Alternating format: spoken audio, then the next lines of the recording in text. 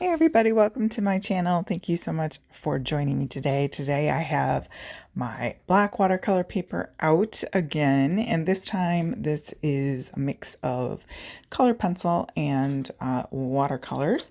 And so as you can see, I have cut that down to slightly smaller than an A2 size card, and I have my polychromos colored pencils, and I'm just making some simple shapes, some stems and leaves, simple flowers, because I knew that I would want to color them in with watercolor.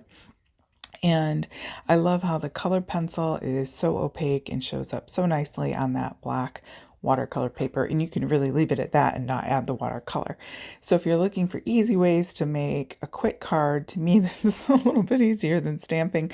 I don't know, I like stamping. I have a lot of stamps, but I think I tend to do better if I'm in a pinch and I need a card, just drawing some things on there. So then I was kind of coming with a complementary color to that sort of peachy color and kind of coloring in some of these leaves here, and just trying to give, again, the opaque colors. Not everything's going to show up on black, obviously, if you do something very dark, but these colors looked really nice on there. So now I'm going in and trying to draw the flower and just kind of having it open up.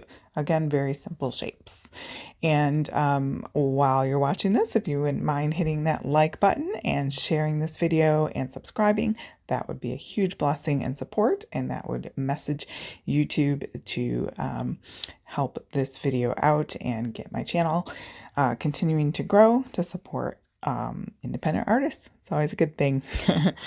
So going into a color these flowers, and I think I've got my artsy to the left there. You can't see them off camera, but my artsy metallic watercolor pan set. It's kind of a cheaper version to the Paul Rubens, and perfect for something like this.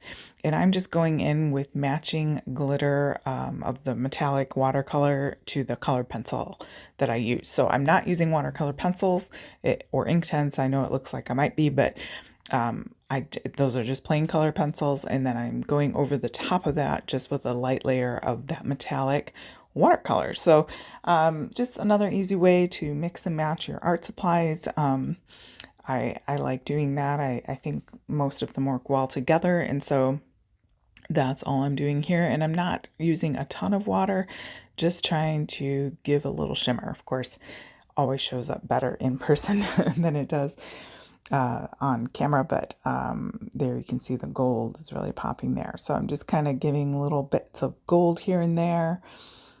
And again, this is cut to 4 by 5¼ I believe. And then that way you can kind of mount it on a piece of maybe that salmon-y colored, peachy color cardstock, and that would give, or some gold would look nice, a border around the card. And yeah, just a kind of a fun way to give a handmade card. Or of course you could certainly put it in a little frame, or you could cut around it and make like journal fodder. That would be fun too, for junk journaling and things and layering techniques. So of course we need some gold splatters, you know. Can't have the gold metallic out without splattering something besides my work surface.